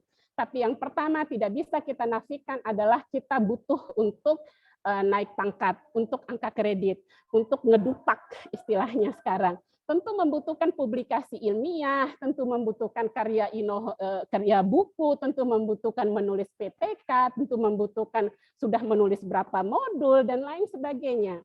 Tetapi ya kita bisa tanyakanlah ya kembali ke diri kita masing-masing. Ada mungkin beberapa orang yang aman-nyaman saja naik pangkat tetapi menggunakan jasa ghostwriter. Dan soal ghostwriter ini ya cukup mencederai sih, tetapi nanti kita akan bahas pada slide berikutnya. Kemudian satu hal yang perlu Bapak Ibu ketahui bahwa sebenarnya kita tidak perlu yang muluk-muluk dengan lelah gitu mengatakan, oh ayo giat literasi, ayo anak-anak kita mulai ini itu dan lain sebagainya. Sebenarnya dengan contoh, dengan kita gemar membaca, dengan kita mulai menunjukkan karya kita, itu sebenarnya kita sudah memotivasi siswa kita. Dan ini sudah saya buktikan. Ketika beberapa 10 tahun yang lalu saya masih mengajar dengan menggunakan buku contoh teks yang ada di dalam buku pelajaran, namun beberapa waktu kemudian saya tidak menggunakan teks itu. Saya menggunakan teks yang saya tulis sendiri dengan memuat budaya-budaya lokal yang ada, dengan setting Kota Bima, dengan kekayaan alam Kota Bima, dengan konflik yang ada di Kota Bima, dan itu mereka sampai menitikkan air mata. Mengapa demikian? Itu adalah hal yang dekat dengan mereka. Sementara dalam buku teks yang dikirimkan dari ibu kota itu ya hanya menuliskan hal-hal yang dekat dengan ibu kota. Sementara anak-anak kita perlu gitu mengetahui hal-hal apa yang ada dan dekat dengan sekitarnya. Kemudian yang berikutnya sebagai penyeimbang informasi. Bapak Ibu yang saya hormati, seiring berkembangnya zaman, seiring dengan geliat internet yang sudah merata hampir di seluruh daerah, bahwa informasi-informasi, teks-teks yang berisi hoax dan lain sebagainya hampir tidak bisa kita bendung. Tetapi sebagai orang yang literat, kita bukan hanya tidak langsung mempercayai, oke lah kalau kita sebagai guru tidak langsung mempercayai berita-berita hoax tersebut, tetapi bagaimana dengan yang lain? Nah, dengan kita melakukan produksi teks, ya, dengan kita melakukan produksi teks, kita bisa menjadi penyeimbang, gitu. Ada hal-hal baik yang kita lakukan. Kalau bisa dikatakan kita sekarang sedang berperang, ya, kita sedang berjuang melakukan kebaikan untuk bisa menangkal hal-hal yang bisa mengadu domba dan lain sebagainya, seperti itu. Dan yang paling penting adalah tentu cita-cita kita bersama menjadi pintu menuju surga. Mengapa demikian? Karena memang yang kita tulis adalah hal yang baik dan kita tengah berjihad pada era yang serba luar biasa ini. Dahsyat pengaruh digitalisasi dan lain sebagainya. Baik. Nah, ini beberapa penghambat dalam produksi teks tersebut. Oke. Yang pertama mengandalkan ghostwriter. Bulan depan atau 6 bulan lagi akan ada naik pangkat. Mestinya jauh-jauh hari kita sudah menyiapkan teks atau karya kita. Ya, tetapi kita terlalu lama berada pada zona nyaman. Ya, sehingga kita tidak mau meningkatkan kompetensi kita, sehingga kita maunya enak-enak saja. Oke, saya bayar PTK seharga 1 juta per PTK. Oke, saya bayar inovasi pembelajaran dengan harga sekian-sekian. Dan itu mengerikan seperti itu. Kemudian ada juga yang mengatakan bahwa kita kesulitan menemukan ide. Kemudian ada juga yang mengatakan kita selalu berkecil hati terhadap kritikan. Prof. Tengso pernah berkata bahwa ide itu tidak langsung jatuh dari langit-langit rumah, tetapi berasal dari pergumulan dengan realitas sosial. Apa kuncinya? Kita harus peka melihat keadaan di sekitar kita, karena disitulah mengalir banyak ide. Kemudian yang paling penting adalah kita terbuka terhadap kritikan tersebut. Jangan, kalau kita memang mau maju, ya kita ketika dikritik jangan berkecil hati. Kita terima kritikan tersebut, mulai dari tahap menyadari, kemudian kita cek, kita evaluasi apa betul yang disampaikan oleh teman tadi ketika memberikan kritikan, dan kita bertindak memperbaiki karya kita. Insya Allah ketika kita mencoba, seiring berjalannya waktu, tulisan kita akan semakin tajam. Seperti itu. Ya, lanjut. Iya. Apa saja faktor pendukung dalam produksi teks? Tentu yang pertama kemauan yang kuat dari guru itu sendiri. Jika tidak ada kemauan yang kuat, target dan lain sebagainya dari guru itu sendiri, nonsens kita bisa membuat produksi teks atau menghasilkan sebuah karya. Kita akan menciptakan 1001 alasan. Oh, saya sibuk. Oh, saya kan cerdik, harus ngajar 24 jam dan lain sebagainya. Yang perlu kita tanya, dia yang telah menulis 20 buku misalnya, apakah bukan seorang guru yang mengajar 24 jam juga? Apakah bukan seorang ibu rumah tangga yang memiliki sekian anak dan lain sebagainya? Dan lain sebagainya. Kemudian yang paling penting adalah ikuti kanal komunitas menulis seperti pada IGI, seperti yang saya ikuti, saya mengikuti Sagu-Saku IGI. Dan platform lainnya dan kanal-kanal lainnya, ya, di mana bagaimanapun kita butuh teman yang akan menggandeng kita, yang akan menguatkan kita. Pada kanal Sagu-Saku IGI ini, kalau satu hari kita tidak menyetorkan karya, maka kita akan di blacklist, kita akan dikeluarkan dan kita mulai lagi menulis dari awal, dan itu tidak mudah. Tetapi sebagai guru yang ingin terus berinovasi dan lain sebagainya, tentu akan rela dan ikhlas menerima hal tersebut, konsekuensi tersebut. Seperti itu. Silakan lanjut Pak Bambang. Ini kayak buru-buru banget ya. Oke, ketika menulis tentu kita akan macet gitu, tidak mulus seperti jalan tol. Tiba-tiba baru satu paragraf, nggak ada ide. Tiba-tiba kalau lagi bagus-bagusnya 5 halaman selesai dan lain sebagainya. Obati dengan sholat dan jalan-jalan. Jangan dipaksa.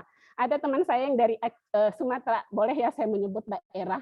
Jadi beliau sebelum menulis, beliau sholat dulu 2 rakaat. Kenapa? Saya sedang ibadah. Sebentar lagi saya akan ibadah dan saya berharap Allah membantu saya. Kalau dipikir, ya hanya tidur 3 jam, 4 jam sehari, ya dia bakal sakit dan lain sebagainya. Tetapi dia mengatakan ada Allah yang akan memberikan saya kekuatan. Dan itu motivasi yang luar biasa.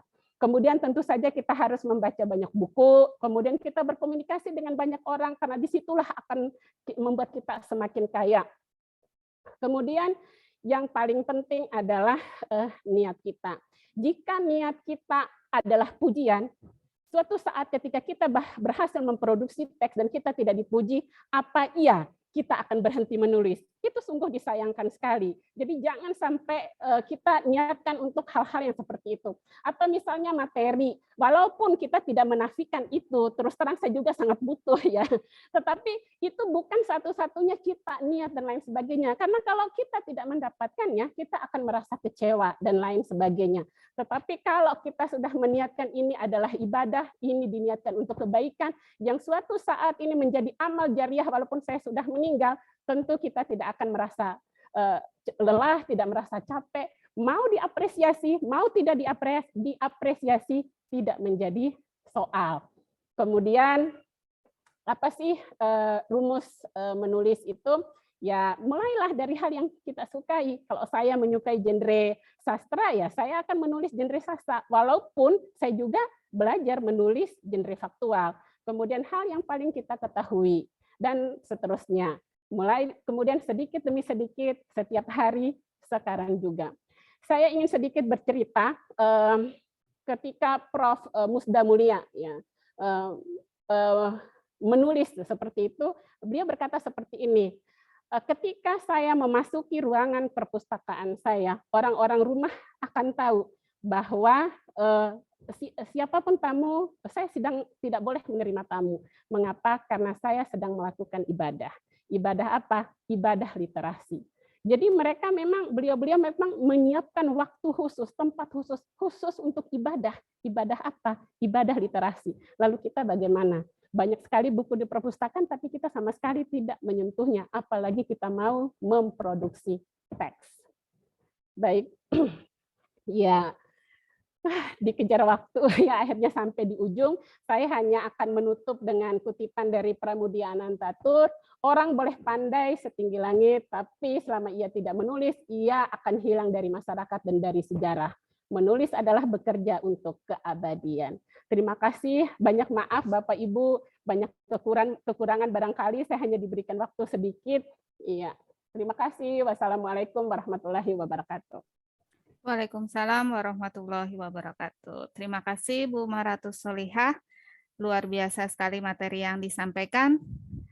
Literasi berkeadaban. Itu memang yang sangat penting untuk Bapak Ibu guru saat ini biar nggak ada ghostwriter ya Bu. Ya, amin.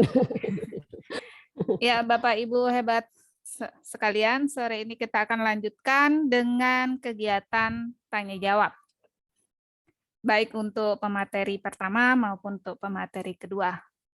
Ini yang sudah ada angkat tangan, ada 2 orang. Saya persilakan dulu Bapak Kasyadi SAG MPD.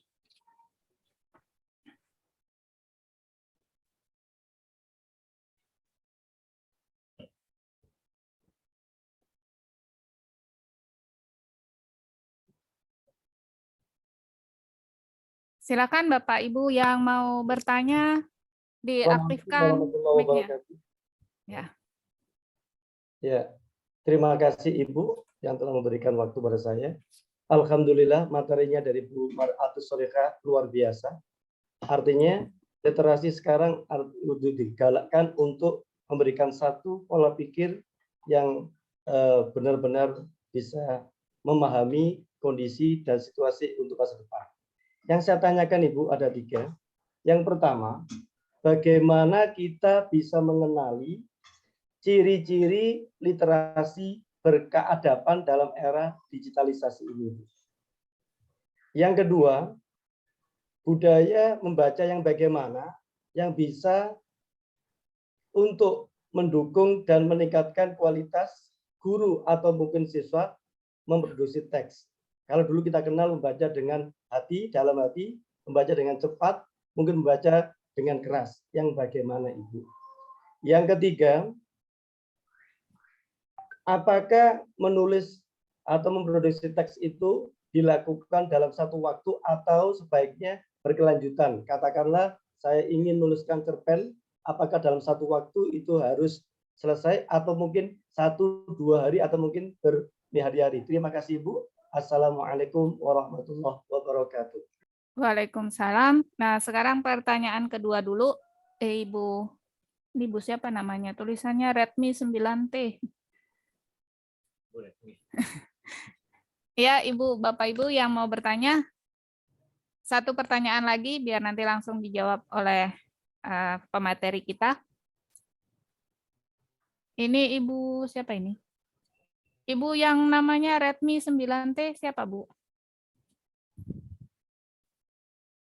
Atau Ibu Vinda Utami Wulandari, silahkan Ibu Vinda di unmute mic-nya, Bu.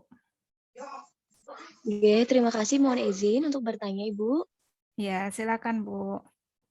Baik, yang ingin saya tanyakan terkait apakah memang harus ada nilai kebaruan dari sebuah karya tulis sehingga bisa membedakan dari yang pernah dibahas atau ditulis oleh orang lain sebelumnya. Halo, mohon maaf Bu, apa suara saya terdengar? Terdengar Bu, terdengar. Hanya itu Bu pertanyaannya? Iya, betul. Hanya itu. Terima kasih. Ya, sama-sama. Ada lagi Bapak Ibu yang ingin bertanya? Saya kasih satu kesempatan lagi, satu orang lagi sebelum dijawab oleh pemateri kita.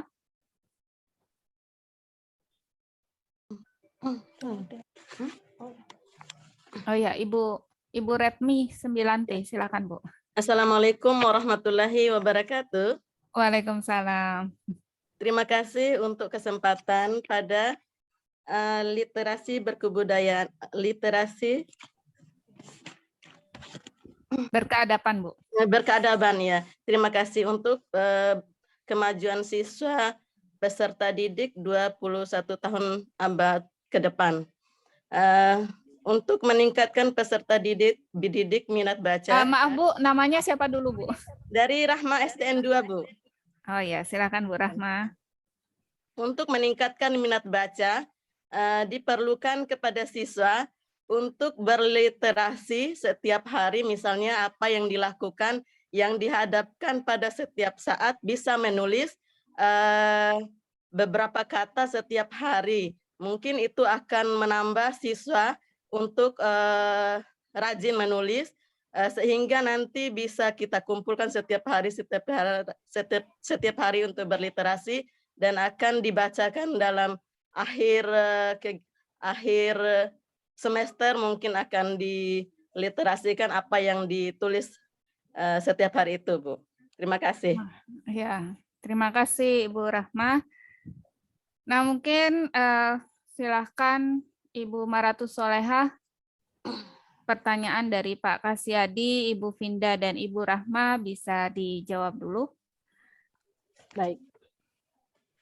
Tadi pertanyaan dari Pak Kasyadi itu sudah paham, sudah Bu, dicatat ya? ya. Oke, ya, silakan. Untuk lebih mengefektifkan waktu. Ya. Ya.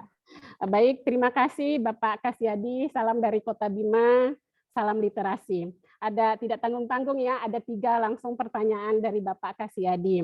Yang pertama, bagaimana kita bisa mengetahui ciri literasi berkeadaban dari sekian banyak literasi? Tadi pada slide sebelumnya sudah dijelaskan bahwa literasi berkeadaban itu dibagi 2 cirinya. Yang pertama yang secara fisik, kemudian secara psikis gitu kan, yang tidak hanya menyentuh aspek kognitif ya, pengetahuan, tetapi juga bacaan-bacaan yang juga akan membuat kita semakin memiliki akhlak atau perilaku yang baik. Nah, Bapak Kasyadi tentu akan mengetahui bacaan-bacaan mana yang kira-kira dapat meningkatkan pengetahuan kita. Barangkali kalau menjadi guru sejarah berarti membaca banyak-banyak buku sejarah, atau menjadi guru bahasa Indonesia mungkin akan banyak sekali membaca novel dan lain sebagainya untuk yang kognitifnya.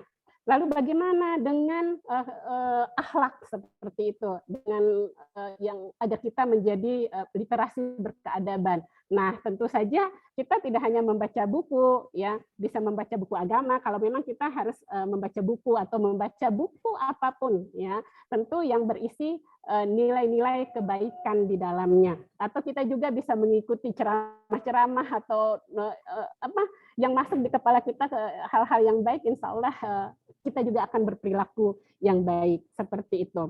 Kemudian pertanyaan yang kedua,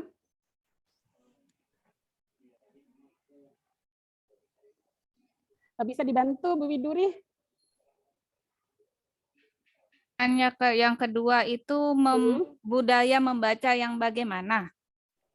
Yang dibutuhkan untuk memproduksi teks. Baik, benar sekali. Budaya tadi beliau mengatakan ada yang kita harus membaca nyaring, membaca pelan, membaca dalam hati, dan lain sebagainya.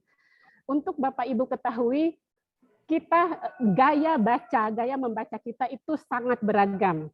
Saya harus membaca nyaring, tetapi guru yang lain dia akan membaca dalam hati. Apapun cara kita membaca, yang paling penting adalah kita memahami apa yang kita baca.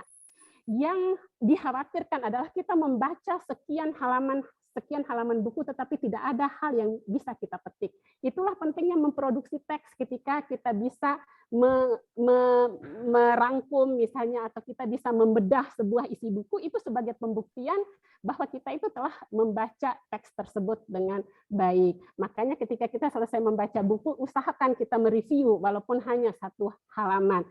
Untuk apa? Agar kita mengikat apa yang kita baca, biar tidak hilang. Seperti itu. Kemudian yang ketiga, apakah dalam satu waktu, Bu Widuri, berkelanjutan? Apakah memproduksi teks itu satu waktu saja atau beberapa 1 hari, 2 hari, atau bisa berkelanjutan berhari-hari gitu, Mas? Ya, itu bergantung kembali ke Bapak Ibu guru masing-masing. Kalau memang bisa menyelesaikan 1 cerpen dalam 1 hari, bagus. Tetapi ada Bapak Ibu guru yang masih dalam tahap belajar, buka laptop semangat luar biasa, tetapi ketika membuka sudah ada ide dan lain sebagainya, hanya berhasil mengumpulkan 1 paragraf saja. Ya udah, tutup aja, jangan dipaksakan. Tapi jangan ditinggalkan laptopnya. Besok lusa buka lagi, kita lanjut lagi. Barangkali mood kita bagus, kesehatan kita dalam kondisi prima, kita bisa lanjut sampai cerpen itu selesai. Jadi bergantung pada guru masing-masing. Tapi yang paling penting seperti saya sampaikan di awal tadi, kita punya target. Jangan sampai ketika kita sudah mulai tidak ada ide dan lain sebagainya, kita menjadi tidak bersemangat dan tidak sama sekali melanjutkan tulisan kita. Itu yang salah. Ya. Kemudian lanjut ke pertanyaan yang kedua, Ibu Vinda. Kalau tidak salah. Iya, betul, dari Ibu Vinda. Iya. Bisa dibacakan ulang, Bu Widuri, pertanyaannya?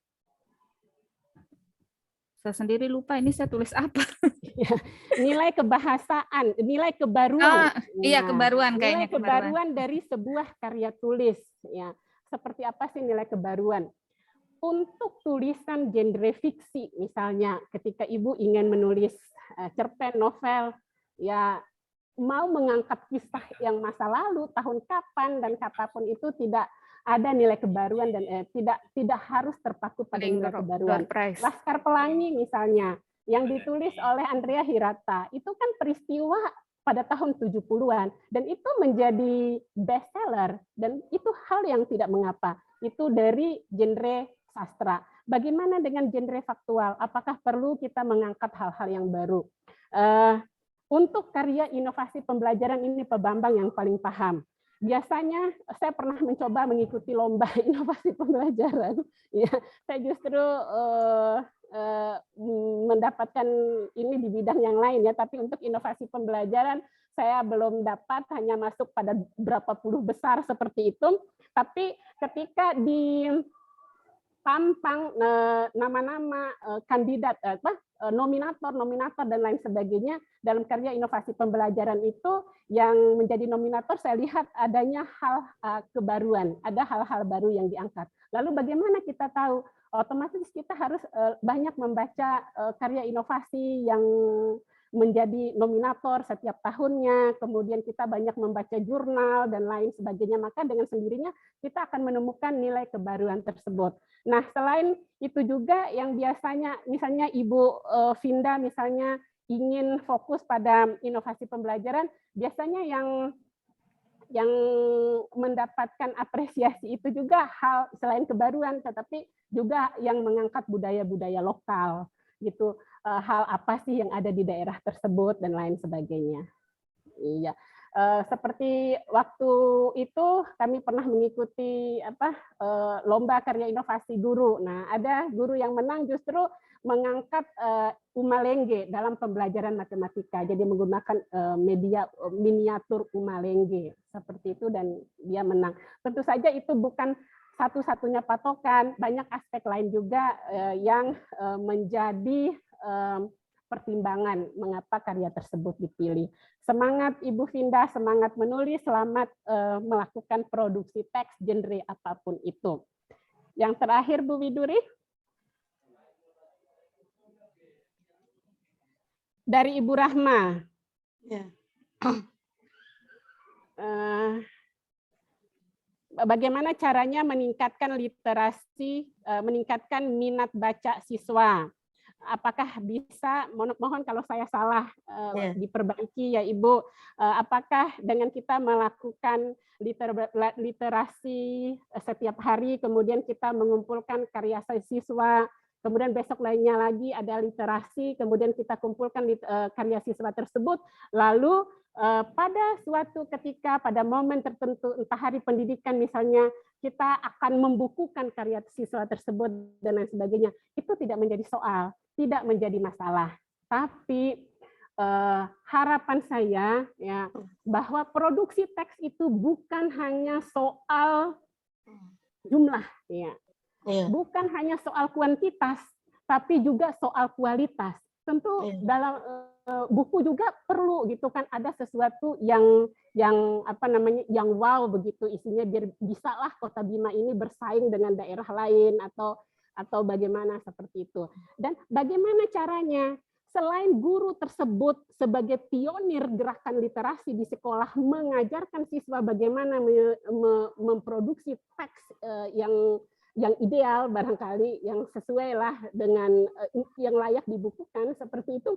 Tentu hal yang tidak boleh kita abaikan adalah membaca.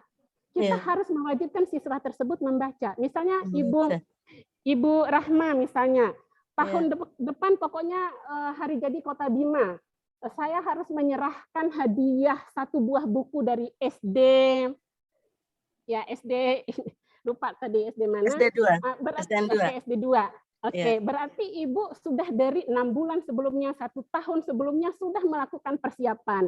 Satu, mengumpulkan karya-karya dari siswa tersebut, Ibu menyeleksinya, kemudian Ibu melihat, oh apakah ini layak atau tidak layak, kemudian kalau masih belum juga, berarti Ibu mengajarkan kembali, entah itu cerpen, entah itu puisi, dan lain sebagainya. Kemudian kalau masih belum juga, anak-anak diberikanlah satu contoh buku kumpulan puisi atau kumpulan cerpen karena banyak maaf kalau tidak ada yang kita baca ya, tentu apa sih yang bisa kita tulis? Itu guru loh ya. Bagaimana dengan siswa?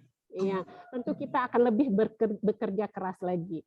Salut untuk SD 2, semoga semakin jayalah, dan apapun mimpi itu terkait bidang literasi ini akan terwujud. Ada ada bisa juga bekerja sama dengan pegiat-pegiat literasi, dengan beberapa orang guru atau siapapun yang menurut Ibu paham terhadap bidang tersebut, genre tersebut, maka yang bersangkutan bisa didatangkan ke sekolah Ibu, memberikan pembelajaran singkat terkait dengan puisi barangkali atau cerpen seperti itu. Oh iya, terima kasih banyak Bu atas arahannya. Iya, terima kasih Bu Maratus Solihah. Semoga jawabannya mencerahkan bagi Bapak Ibu. Ya, sebelum kita lanjutkan, saya ingatkan kembali kepada Bapak Ibu, silahkan di kolom chat itu ada link feedback dari Epson. Kalau memang Bapak Ibu mau dapat door prize-nya, silahkan diisi.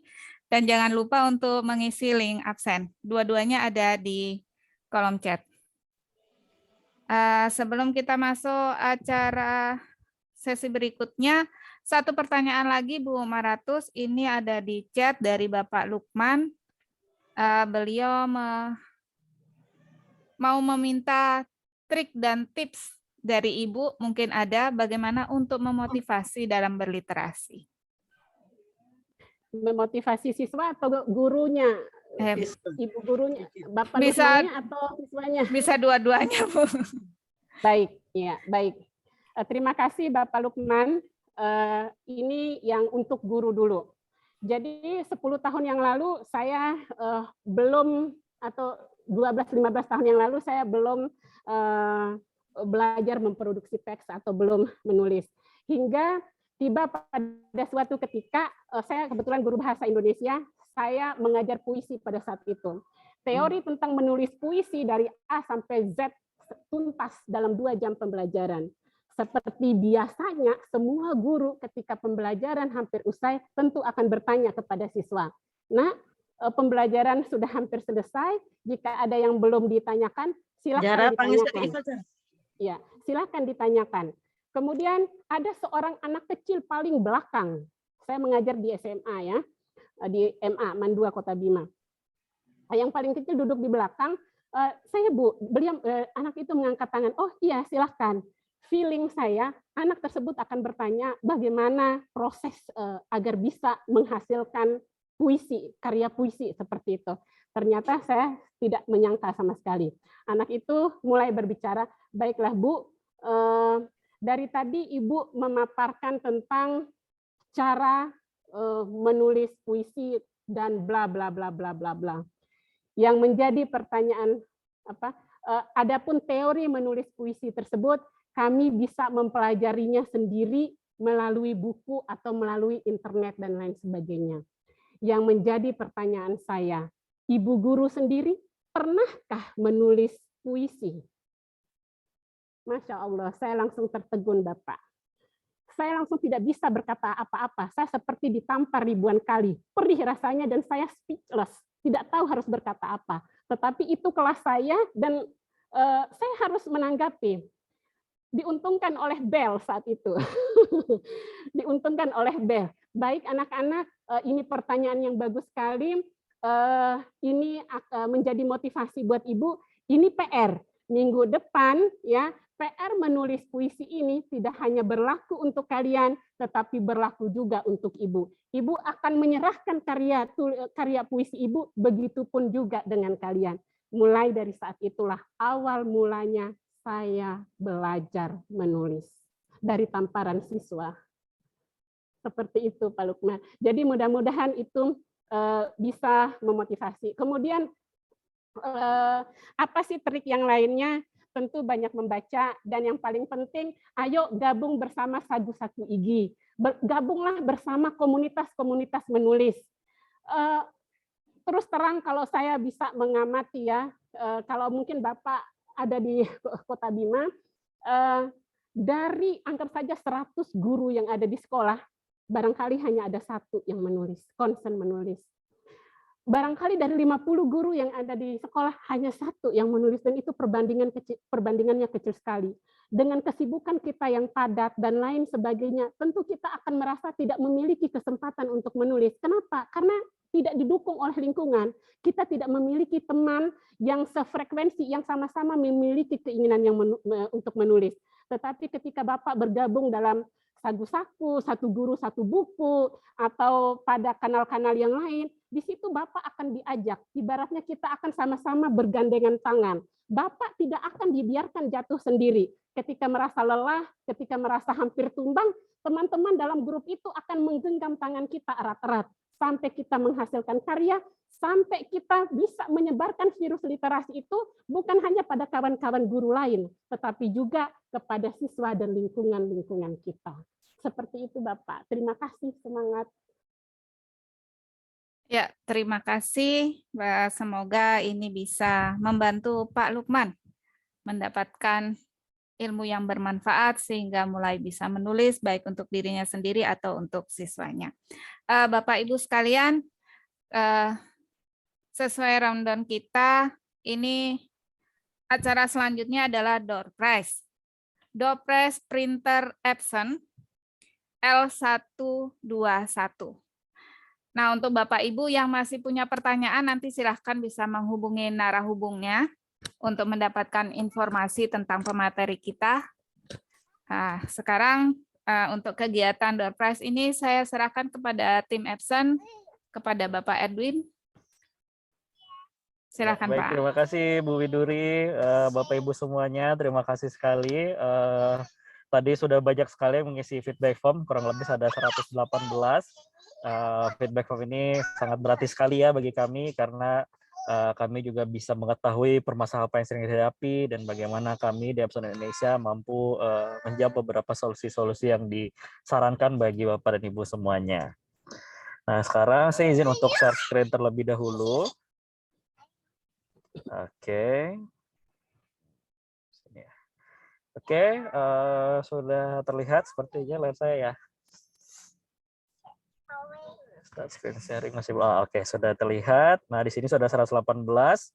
Jadi langsung saja ya Bapak Ibu semuanya. Nah, mantap jadi kuisnya. nanti ketika langsung saya undi namanya keluar, Nah, nanti kalau misalkan namanya ketahuan, nanti akan langsung kita berikan pertanyaan ya Bapak Ibu semua. Siap? Langsung aja saya hitung mundur di 3, 2, 1. Ya. Bismillahirrahmanirrahim. Kira-kira siapakah yang namanya keluar? Ya, ini dia dengan Ibu Evi Nur Kumala Dewi. Nah, apakah ada nama Ibu Evi Nur Kumala Dewi? Kalau ada, mungkin boleh di raise hand. Ibu Evi. Ada dari Jombang. Oh, ada. Wah, ini dia nih. Halo Ibu. Boleh di unmute, Bu?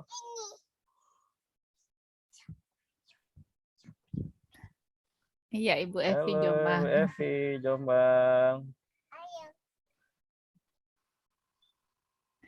Halo Bu, suaranya terdengar Bu? Oke, terdengar. Oke, Bu Evi, siap ya Bu untuk menjawab satu pertanyaan dari Epson ya Bu? Untuk Oke, mendapatkan satu buah printer Epson. Nah, buka lagi Bu, contekan yang tadi Bu ya. Nah, pertanyaannya sangat mudah sekali Bu. Jadi pertanyaannya adalah, tadi kan Ibu bisa lihat beberapa keunggulan dari interaktif projector Bu ya, ada 3. Wow. Nah, yang pertama, apakah yang bukan menjadi keunggulan dari interaktif projector Epson, Bu? Apakah A, layar proyeksinya sampai dengan 100 inci, ataukah B, harus menggunakan alat khusus atau papan khusus, atau C, itu adalah aman terhadap cairan disinfektan, Bu? Nah, kira-kira mana yang bukan menjadi unggulan dari interaktif projector dari Epson? Apakah A, Ayo Ibu Evi, B, atau C? Ayo Bu Evi. Apa Bu jawabannya Bu? Alfa, beta, gamma. C. Halo Ibu. Alfa beta cari. Oh. B jawabannya. C, Charlie. Oh, Charlie. C. Yakin Bu? Saya kasih kesempatan sekali lagi nih Bu. Yang bukan menjadi fitur unggulan dari interaktif projector Bu. Yang bukan. Apakah A, layarnya sampai 100 inci? Yang atau B. B? Waduh. Porternya banyak nih Ibu nih. Bu Evi sudah menjawab B. Oke, yakin ya Bu Evi jawabannya B ya Bu? Oke, kalau gitu benar Ibu. Jawabannya adalah B. Selamat ya Ibu Evi. Ucapkan terima kasih juga nih buat supporternya Ibu Evi tadi udah membantu jawaban katanya Bu. Oke, selamat Ibu Evi.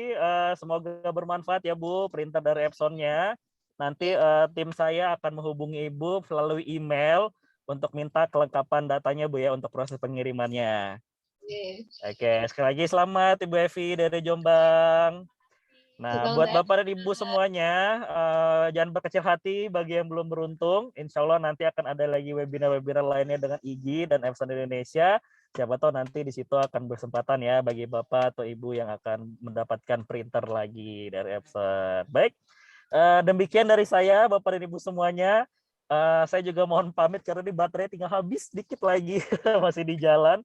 Jadi langsung mungkin saya izin lagi, langsung mohon pamit. Terima kasih, saya mewakili Epson Indonesia mengucapkan terima kasih dan seru sekali kegiatan di webinar hari ini.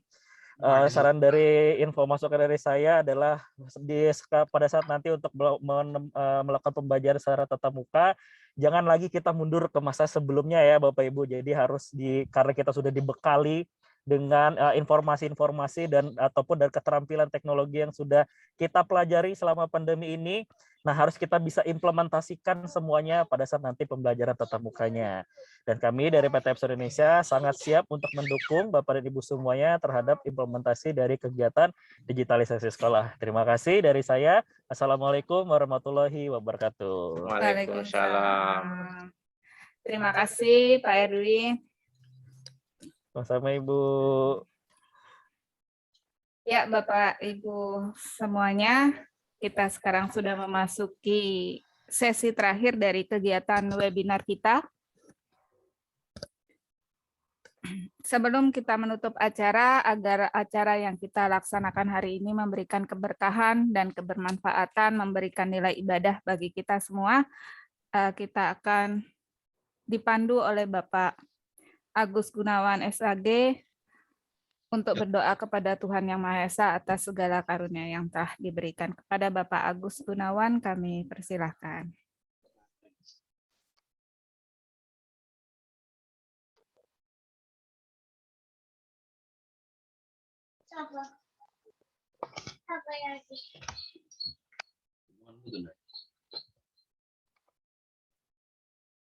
Bisa didengar, Ibu? Ya, bisa Pak, bisa.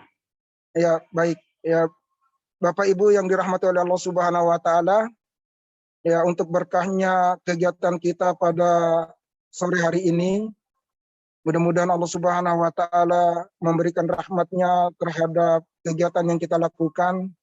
Mari kita tundukkan mata hati kita untuk berdoa kepada Allah Subhanahu wa taala. Mudah-mudahan Allah Subhanahu wa taala menerima segala aktivitas kita dan dianggap sebagai amal ibadah di sisi Allah Subhanahu wa taala. Mari kita awali dengan sama-sama membaca umul kitab Al-Fatihah. Alhamdulillahirabbil alamin, arrahmanirrahim, maliki yaumiddin, iyyaka na'budu wa iyyaka nasta'in, ihdinas siratal mustaqim, siratal ladzina an'amta 'alaihim ghairil maghdubi 'alaihim waladdallin. Amin. Amin.